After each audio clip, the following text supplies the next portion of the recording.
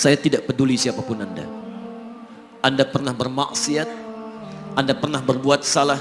Kita manusia yang tidak luput dari dosa. Tapi saya ingin berikan tawaran dari Al-Quranul Karim. Quran surah keempat An-Nisa ayat 100, posisi paling kiri sebelah bawah. Pernah ada orang berbuat maksiat yang tak terlukiskan. Ada seorang yang pernah bunuh orang. Bunuhnya bukan 1, 2, 100 orang. Tak terlukiskan bilangannya. Kriminalitas tidak perlu diukur karena Anda akan lelah menghitungnya. Ketika Allah berkenan memberikan hidayah kepadanya, Masya Allah. Dan hidayah selalu terbuka pada siapapun sepanjang ia mau mengambilnya sebelum nyawa sampai di kerongkongannya. Tiba-tiba datang ia pada seorang alim dan berkata, saya ingin berubah. Alim ini kemudian menyampaikan pada orang dimaksud, Anda bukan berarti tidak bisa menjadi orang baik. Hanya Anda tinggal di lingkungan yang tidak mendukung Anda jadi baik. Keluarlah dulu dari tempat itu. Pergilah ke majlis ilmu sifulan, tempatnya ada di sana.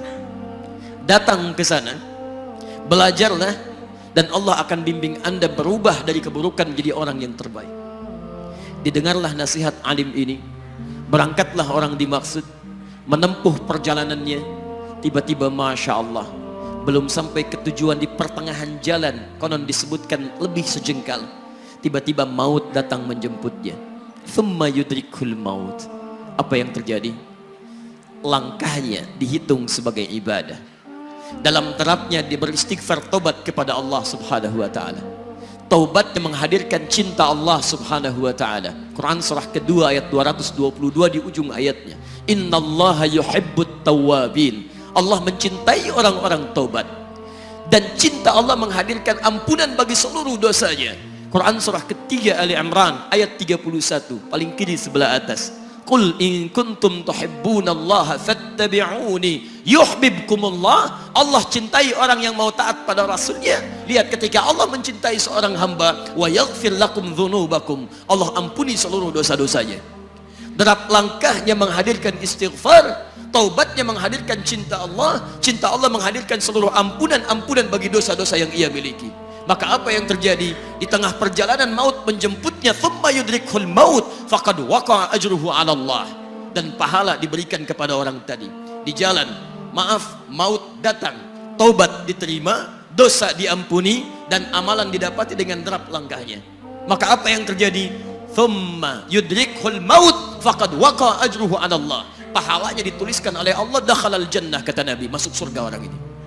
Anda bisa bayangkan, pernah bunuh orang 100 orang, mabuk tak terlukiskan, kriminalitas tak perlu dihitung. Ketika dia mau bertobat, datang ke majlis ilmu, Masya Allah, meninggal di tengah jalan, kata Nabi, dakhalal jannah. Bertobat diampuni dosanya, derap langkahnya ada pahalanya, dakhalal jannah. Turun ayat untuk melukiskan tawaran yang sama kepada kita. Wa may yuhajir fi sabilillahi yajid fil ardi muraghaman katsira was'a. Siapapun yang mau berubah kembali pada ketentuan jalan Allah, kalau dia masih punya batas-batas kehidupan, kami akan berikan kelapangan di sisa hidupnya dan kelimpahan-limpahan kenikmatan selama dia hidup. Wa may yakhruj min baitihi muhajiran ila Allahi wa rasulih. Namun bila ada di antara mereka baru ingin berhijrah, ingin berubah jadi lebih baik dalam pandangan Allah dan Rasulnya, tiba-tiba thumma yudrikul maut, baru keluar dari tempat dia tinggal, belum sampai ke tempat dia belajar, datang maut menjemputnya, faqad waqa'a ajruhu 'ala Allah. Kami terima semua amalnya, kami ampuni dosa-dosanya, dan kami tuliskan namanya di dalam surga. Bila 100 orang saja yang pernah dibunuh oleh orang ini, pernah bunuh 100 orang, mabuk tak terlukiskan, kriminalitas tak terhitung, mau berangkat ke majlis ilmu, tak sampai ke majlisnya, meninggal dia, bisa masuk surga. Masa Anda yang tidak pernah bunuh orang? Ada yang pernah bunuh orang di sini? Boleh angkat tangan? Ada polisi di sini, langsung saya sampaikan insyaallah. Anda gak pernah bunuh orang, Anda tidak pernah mabuk, Anda tidak pernah berbuat kriminalitas seperti orang dulu. Salah, wajar, tapi pintu tobat terbuka untuk kita semua.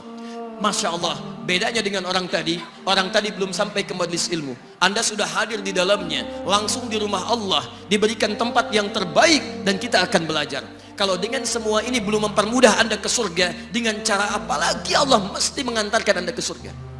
Kalau dengan duduknya Anda di sini belum mau juga bertobat, dengan cara apa lagi Allah harus membimbing Anda bertobat? Kalau dengan seperti ini belum juga Anda taat kepada Rasul, dengan cara apa lagi Allah mesti meyakinkan Anda untuk taat kepada Rasulullah SAW? Karena itu teman-teman sekalian, mari kita pelajari ilmunya, dan dengan ilmu itu akan membimbing kita insya Allah kembali kepada Allah sampai mengajak keluarga kita ke surga insya Allah.